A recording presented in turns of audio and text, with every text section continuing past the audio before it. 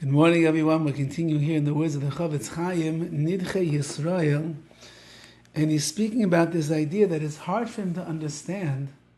How could a person leave their homeland, leave the place that is secure in their Yiddishkeit, come all the way to a country, to a land like America, and seemingly forget that there's a Rabbi Shalom who's watching them, who's listening to them, who's keeping track of their actions, and that a person honestly feels and believes and thinks to themselves that they could get away with anything that they want, even to the extent of going completely against the Torah and the mitzvah. So how does that work? And the truth of the matter is, says the Chavetz Chaim, in most cases,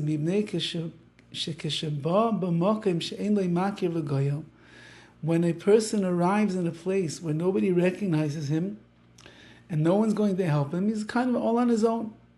He imagines to himself that when he drifts away a little bit from his kiyum ha-Torah va-mitzvah, from his keeping of the Torah and the mitzvahs,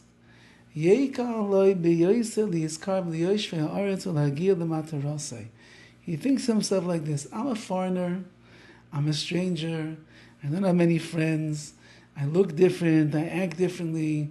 All this Yiddishkeit stuff makes me very different than the regular people that are living here in the country that I just becoming a part of. So it's to my benefit if I loosen up.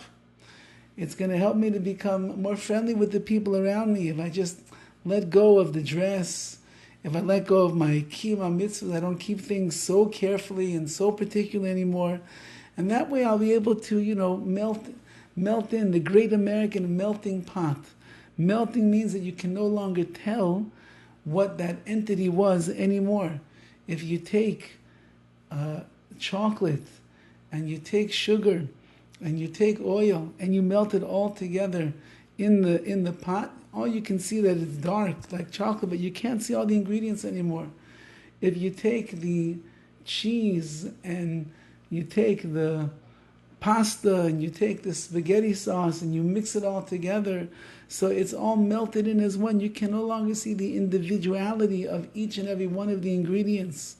So too, when a person comes to the great American melting pot over here in America, and they say to themselves, look, I'm standing out like a sore thumb. Everybody can see that I'm different. I don't want to look different anymore. And so therefore they would imagine to themselves that if they just drift away slowly but surely from their Yiddishkeit, from the way they keep things, perhaps from the way that they dress, from the tzitzis that are hanging out, from the clothing that they would wear in the old country, so it'll be much easier for me to integrate over here with society and become one. I'll reach my goal, which is to be an upstanding person of this society over here. And automatically, when a person becomes accustomed to loosening up and drifting away, over time, it becomes in his mind permissible to transgress everything that it says in the Torah. Such a person begins to think to themselves, says the Chavetz Chaim, that they started off just to gain some kind of social status and some kind of recognition that I'm with you, I'm one of the Americans, or wherever they might have ended up in this world. And then as time goes on and they let go of this mitzvah and that mitzvah and this chumrah and that chumrah and this keeping of the Torah and that keeping of the Torah and this davening and that davening and this dress and that dress, as time goes on, suddenly everything is nasa loy keheter. They made it in their minds that it's permissible for them to do what they're doing as they're trampling over here on the words of Torah. Achein, therefore, when a person looks into things well, but they have to know there's the only reason that they are doing such a thing and beginning to live in such a way is because of the mistakes and the tricks of the Yetzer Hara. Ki ayuchol alois aladas she'Hashem ha'toiv asher biyadu kol biladoi lo yaseh shum davar ba'aretz. Could it actually enter a person's mind that the Rebbeinu Shalom was so good and he's taking care of everything in the world? Yim netoiv me'olichim b'toim v'lo yazmin michi u'parnasa loichim b'dracha v'shomim v'soisav.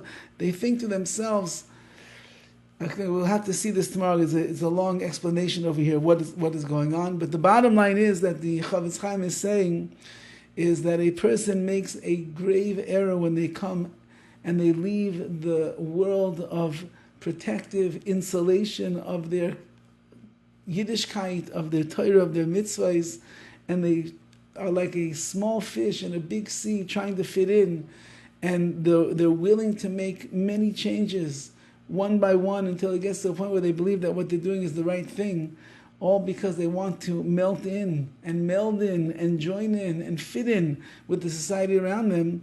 But as the Chavetz Chaim is going to teach us, it's a mistake that's not coming from the person themselves. This is the trick of the Yetzer Hara. Have a wonderful day.